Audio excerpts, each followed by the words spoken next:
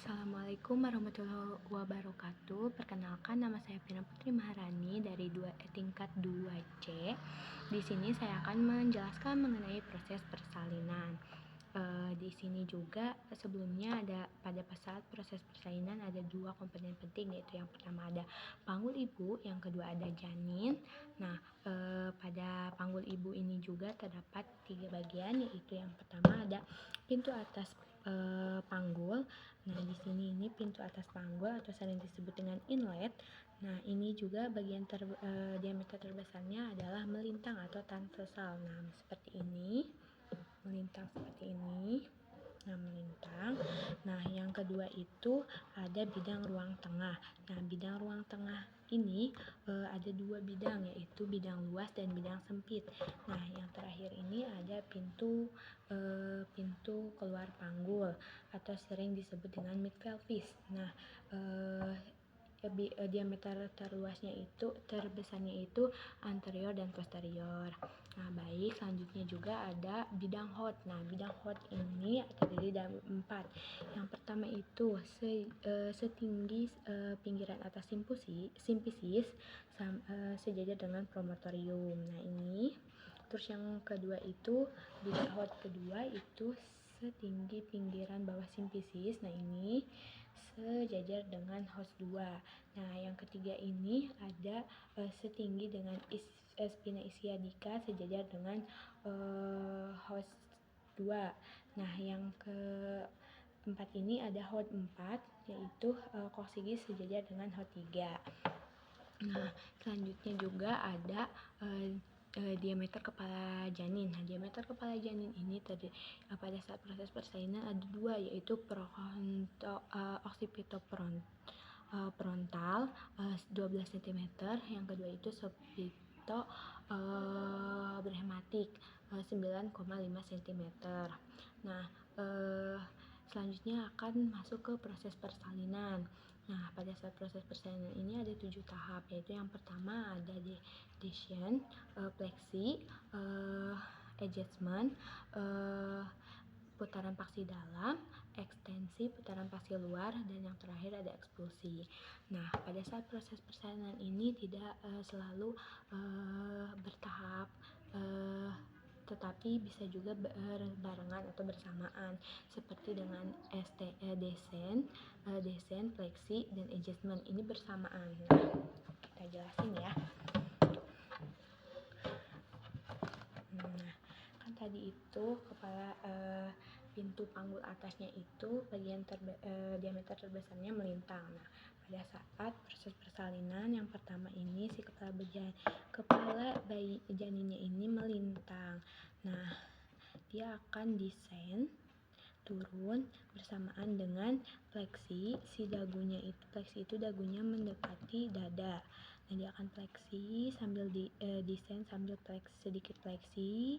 Nah, setelah dia turun sampai ke spina ischiadica atau ke hot 3, yang tadi kan hot 3 itu sejajar dengan setinggi spina ischiadica.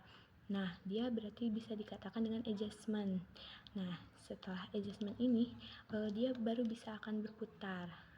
Nah, kenapa harus berputar? Harus putaran paksi dalam karena kan tadi itu pada saat melintang kan kepalanya melintang nih. Pada saat melintang si kepalanya melintang seperti ini. Nah, kan si struktura sagittalnya itu melintang. Nah, dia itu kan berarti ukurannya itu occipitofrontal. Nah, occipitofrontal itu 12 cm. Nah, dia pada saat udah masuk ke panggul bawah nih, ke panggul tengah, dia menyempit. Nah, dia akan harus sedikit mencari bagian bidang luas ya. Berarti dia harus berubah menjadi subpito-brachmatic 9 cm. Nah, dia harus berputar berputar 45 derajat. Nah, putaran paksi dalam. Nah, pada saat putaran paksi dalam ini sih kepalanya saja yang berputar, badannya enggak, kepalanya aja. Nah, gini ya.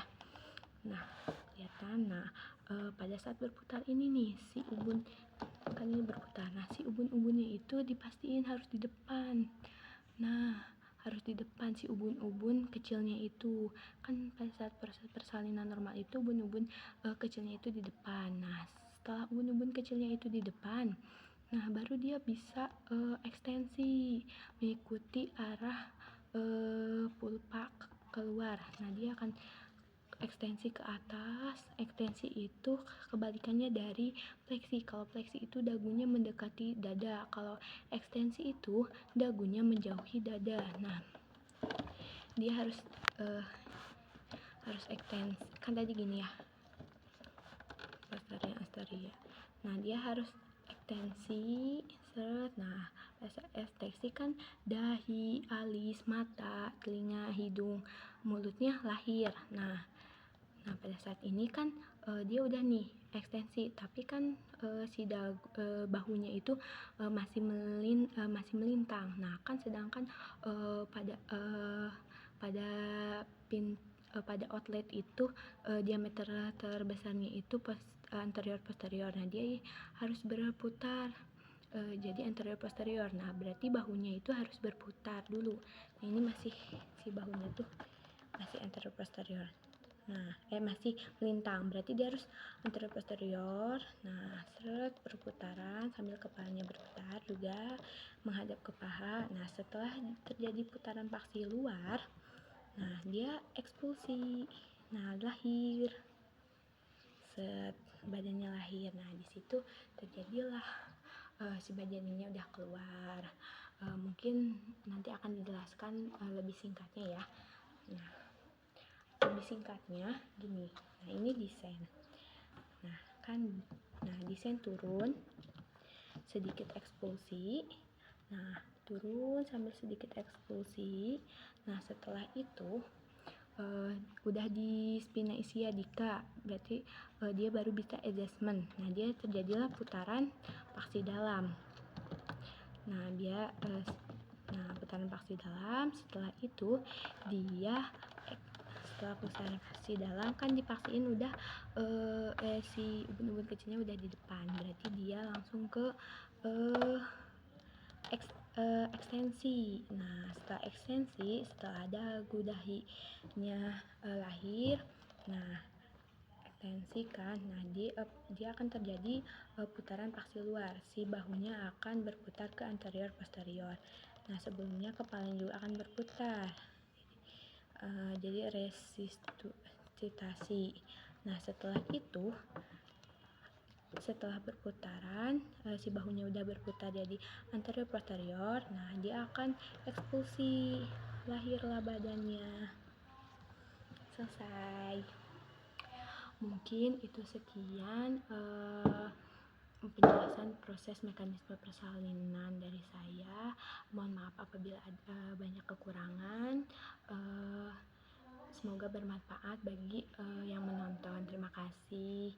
Mohon maaf bila banyak kekurangan. Wassalamualaikum warahmatullahi wabarakatuh.